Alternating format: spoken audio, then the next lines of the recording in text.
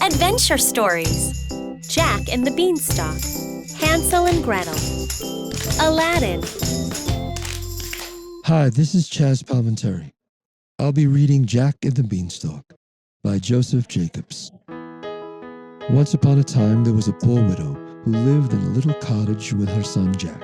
One day, the widow sent her son to the market to sell their cow so they could have some money. But on the way, Jack met a man who offered him some beans in exchange for the cow. Jack took the beans, but when he got home, his mother was very upset that he brought them beans instead of money. Jack said that they could plant the beans to grow food, but his mother did not feel any better. Jack planted the beans anyway. The next morning, a great, huge beanstalk appeared where Jack had planted the beans. Jack wanted to climb the beanstalk to see where it led, and so he said goodbye to his mother, and up the stalk he went. He climbed and climbed until he was in the clouds. Finally, he reached an enormous green valley in the sky. When he climbed into the grassy surface, he immediately saw a huge castle. Then he noticed an old woman nearby.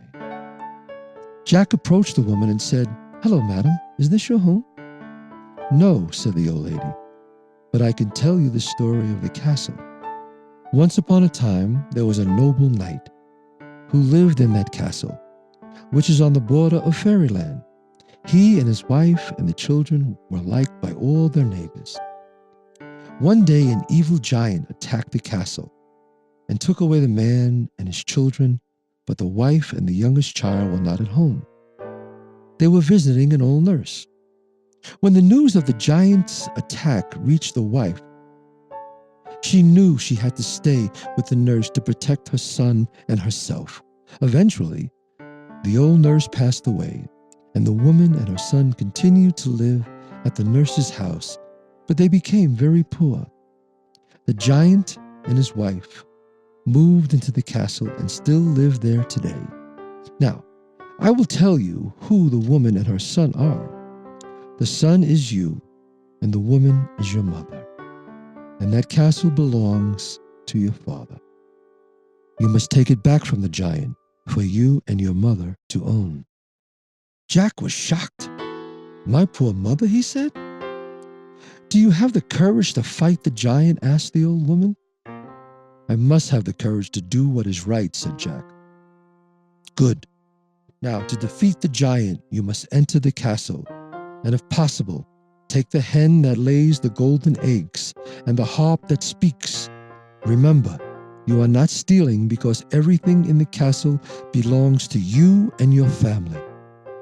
Then, suddenly, the woman vanished, and Jack realized that she was a fairy. Jack ran to the castle and ran to the bell. The giant's wife opened the door. She looked down and saw Jack and grabbed him and dragged him into the castle. Then she told Jack that he was to be her servant and to help her with her chores, but that when her husband was home, he would have to hide in the closet so that he would not eat him.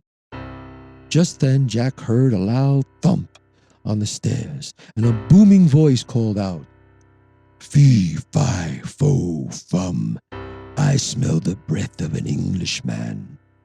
Let him be alive or let him be dead. I'll grind his bones to make my bread." "Wife," cried the giant, "there is a man in this castle. Let me have him for breakfast." But the giant's wife shouted back that he was wrong and that no one was in the castle. Later, the giant left for a walk, and Jack helped the giant's wife with all her many chores around the huge castle. That evening, the giant returned for supper, and Jack hid in the closet. He watched as the giant and his wife sat at the dining table, and he saw that at the giant's feet was a hen. A few minutes later, the hen laid a golden egg, and Jack realized that this was the hen that the fairy had told him to take. So, when the giants had gone to sleep, he snuck into the dining room and snatched the hen. Then, just as he was leaving the room, he noticed a large bag of golden coins sitting on the serving table, and he remembered that the fairy had said that everything in the castle belonged to him and his mother. So he took the bag as well. He rushed out of the castle and down the beanstalk to his mother's house. Jack woke his mother and showed her the hen and the bag of gold and told her about the giants. She was shocked and happy for the gold and the hen, which would save them from being poor. But she wanted Jack to stay and not return to the castle. But Jack convinced her that he must go back and fight for their family's castle. Jack snuck back into the castle and back into the closet before the giants awoke. The next day, the giants and the giantess had their breakfast, and afterwards the giant lay down and said, "Wife, bring me my harp, and I will listen to some music while you take a walk." The giantess returned with a beautiful harp, which sparkled with diamonds and rubies and had gold strings. The giant looked at the harp and said, "Play." And the harp played a very beautiful lullaby, for this was the giant's nap time. Once the giant was asleep and the giant's wife went out to take a walk, Jack crept out of the closet and quickly and silently grabbed the harp and started to dash away from the sleeping giant. But the harp began to shout, "Help, master! I am being stolen!" Jack told the harp that he was the son of the knight who owned the castle, and the harp stopped shouting, but it was too late. The giant was already awake and chasing them. Jack ran out of the castle and all the way down the beanstalk to his mother's home. He grabbed an axe from their woodshed and cut down the beanstalk. And the giant, who was following them down the stalk, fell to the ground and broke his neck. Then the old fairy appeared and took Jack and his mother back to the castle by magic. Jack rang the doorbell, and the giant's wife, who was worried about her missing husband, came running and fell and broke her neck and died. And so Jack and his mother moved back into their castle and lived happily ever after.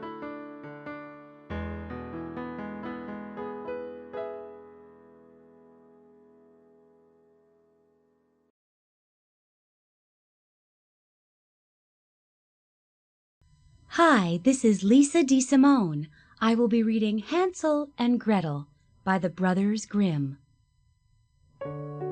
A poor woodcutter, his 2 children, and his new wife, the children's stepmother, lived at the edge of a vast forest.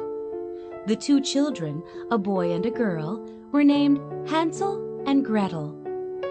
Every day, the woodcutter struggled to earn enough to take care of his family. One year, a famine struck the land, and he couldn't even afford to buy food. Sleepless with worry, he said to his wife one night, "How can we feed our poor children when even you and I have nothing to eat?" "Here's what we'll do," answered the woman.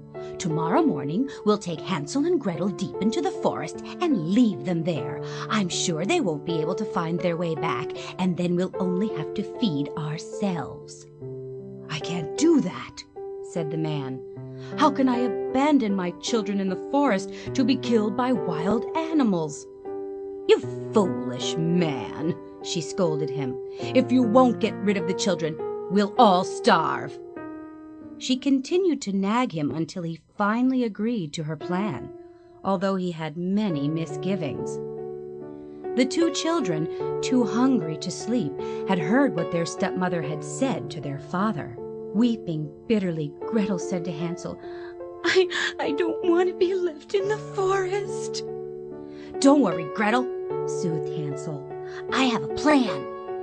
The woman awoke her 2 stepchildren just before sunrise the next morning by shouting, "Get up, you lazy brats! We're going into the forest to collect firewood." She gave each child a little piece of bread and said, "Here's your lunch. Don't eat it right away because you won't get anything else." Gretel put her bread in her apron. Hansel put his bread in his coat pocket and secretly crumbled it all up. Then they all set out together to the forest. As they walked, Hansel kept stopping. His father said, "Hansel, why do you keep stopping? Get moving." "Sorry, Father," said Hansel. "I'm just looking back at my little white cat sitting on the roof of our house." Hansel's stepmother said, "Stupid boy, that's not your cat. It's the morning sun shining on the chimney." But Hansel hadn't really been looking back at the cat. Each time he'd stopped, he'd thrown some of the breadcrumbs from his pocket onto the path. When they reached the middle of the forest, the father said, "Now, children, pile up some wood, and I'll light a fire to keep you warm." Hansel and Gretel gathered a big pile of sticks. Once the fire was burning brightly, the woman said, "Rest by the fire, children, while we go and cut some more wood. When we're done, we'll come back and take you home." Hansel and Gretel sat by the fire and shared Gretel's piece of bread.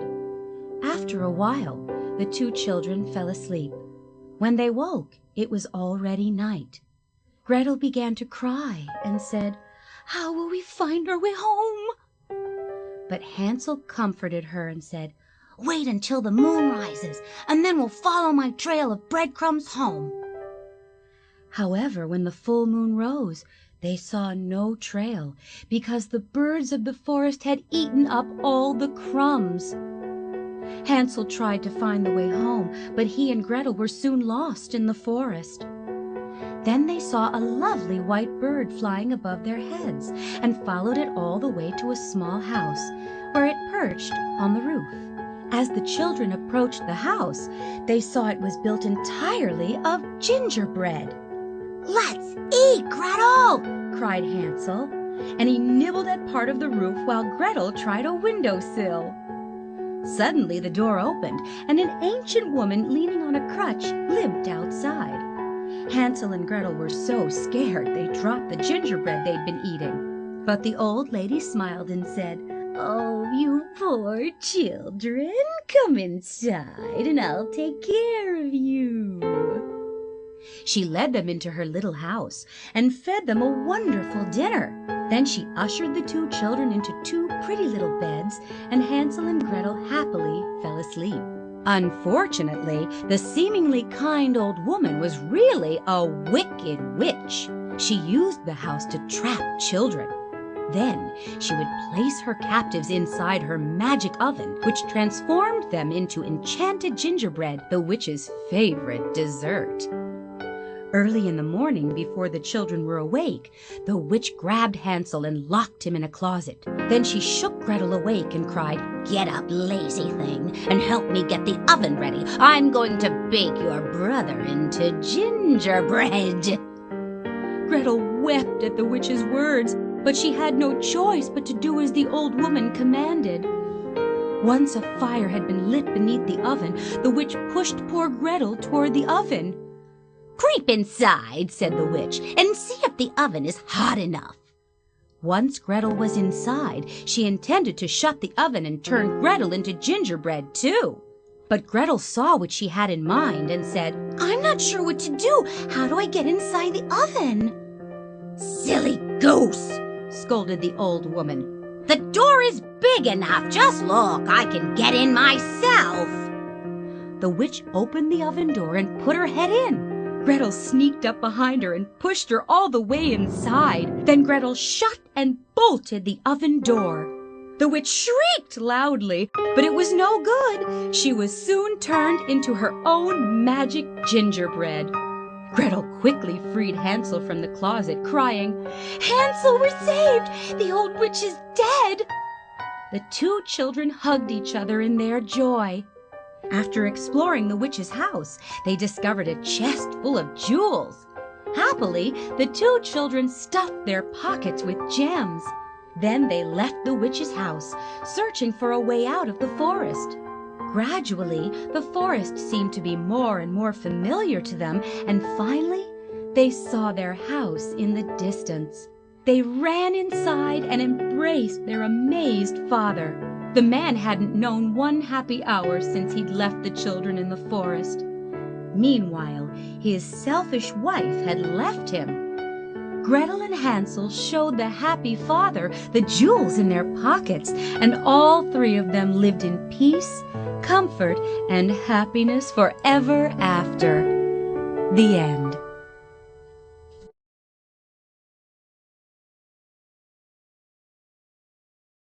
Hi, this is John Krasinski, and I will be reading Aladdin by Antoine Galland.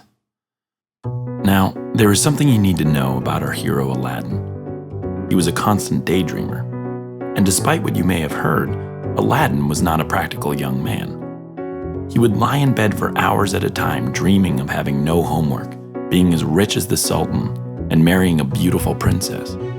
But in reality, none of these things were true. Aladdin lived with his mother in a dilapidated shack, barely making enough money to eat. "Oh, Aladdin," his mother would cry out, "how I wish you would get your head out of the clouds. It's a waste of a perfectly good brain to dream all day." And though Aladdin loved his mother very much, he could never stop dreaming of a better life. One day, as Aladdin was searching the streets for a job, a man claiming to be his uncle stopped him.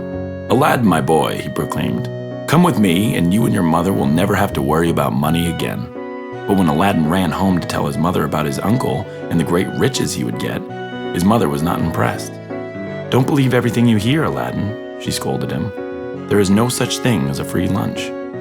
But Aladdin saw an offer he couldn't refuse and went with his uncle to claim his wealth.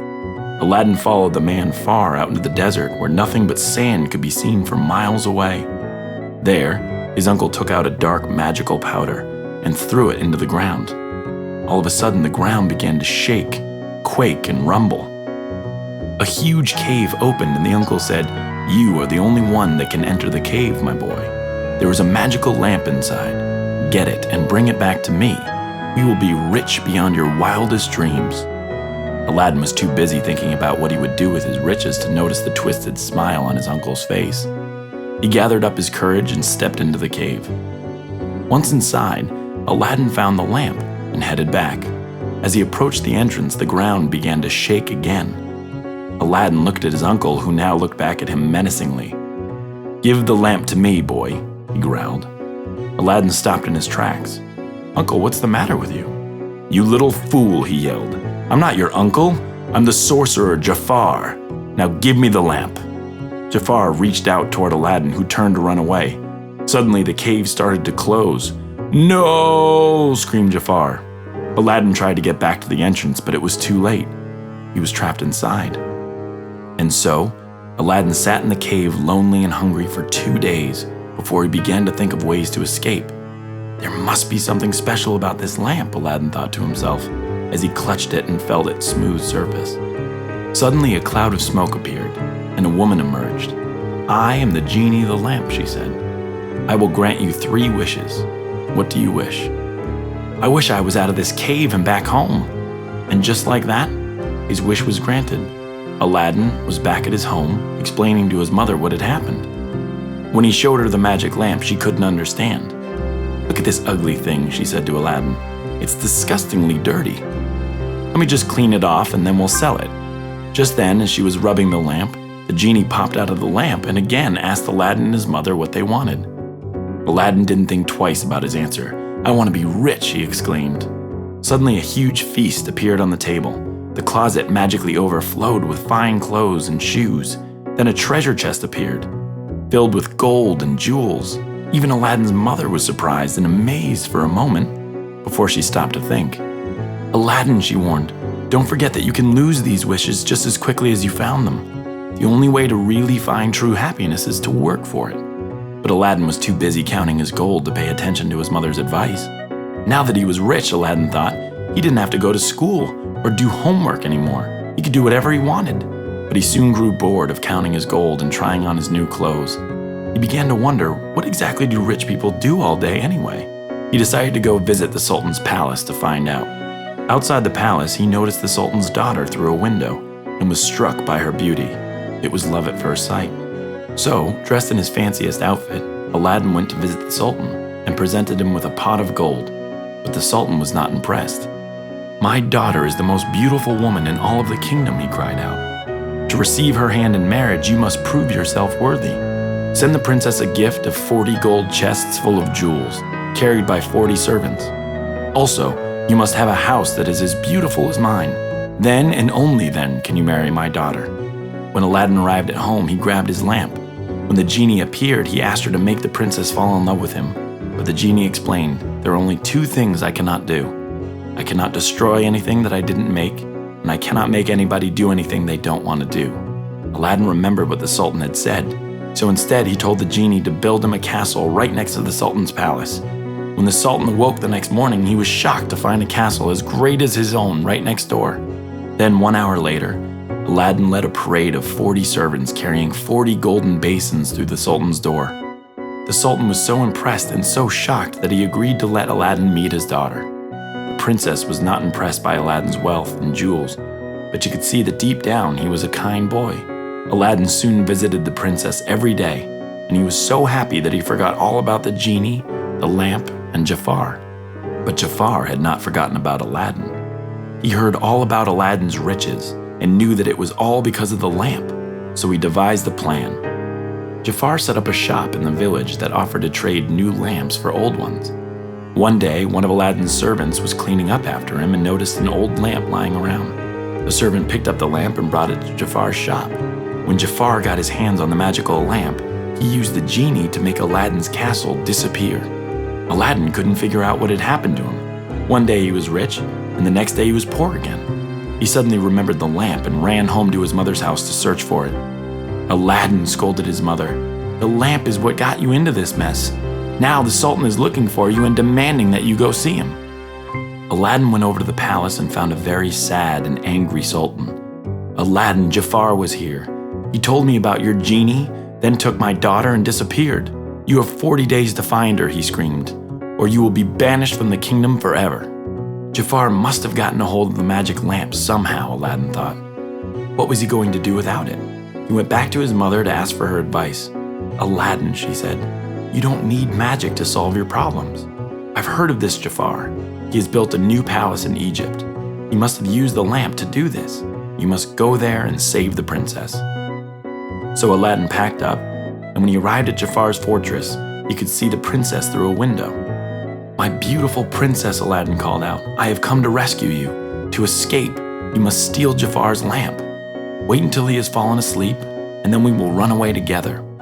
As soon as Jafar went to sleep, the princess snuck into his room and stole the magic lamp. Then she went back to her window. "What am I supposed to do with this old thing?" she called to Aladdin. When Aladdin told her about the genie, she didn't believe him, but she rubbed the lamp anyway and was amazed when the genie appeared. "I am the genie of the lamp. I will grant you 3 wishes. What do you wish?" "I wish I was with Aladdin," said the princess without thinking. Just like that, the princess and Aladdin were together outside of Jafar's fortress. They snuck away, and when they felt safe, the princess rubbed the lamp again and wished to be home. When they returned to the palace, the Sultan was so happy to have his daughter back that he made a grand feast in honor of Aladdin. The princess, having seen Aladdin's true bravery, agreed to marry him on one condition. "We use our last wish," she said, "to free the genie and to never use magic in our kingdom again." Aladdin happily agreed, and just like that, the genie of the lamp disappeared with a smile. Aladdin rebuilt his castle, but this time with his own 2 hands, so nobody could ever take it away again, and they all lived happily ever after. The end.